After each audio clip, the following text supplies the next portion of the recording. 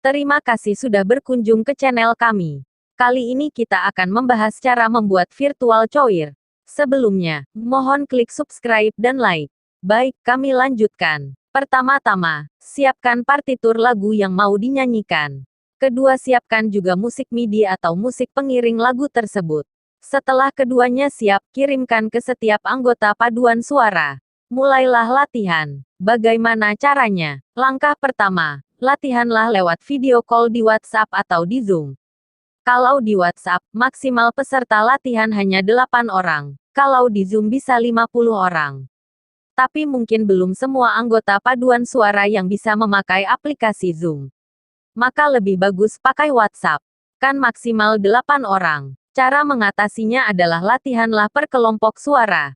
Misalnya, latihan hanya suara sopran dulu 8 orang. Lalu alto, tenor dan bass.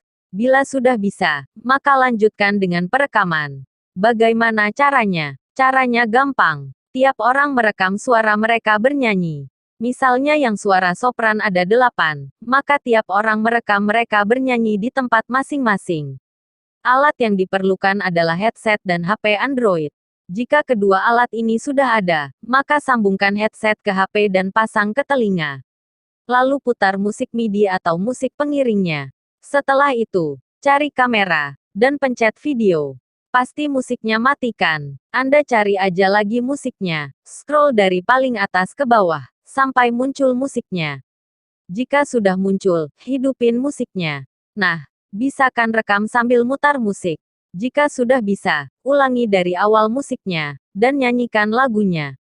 Setelah selesai, cek apakah sudah pas nada-nadanya. Jika sudah, kirimkan video Anda ke pelatih dan nanti akan digabung video dari tiap orang melalui aplikasi Premiere Pro atau KineMaster. Nah, kalau sudah diedit, core virtual atau choir virtual Anda siap tayang. Selamat mencoba. Jangan lupa subscribe dan like channel ini. Jika ada pertanyaan, silahkan kirim di komentar.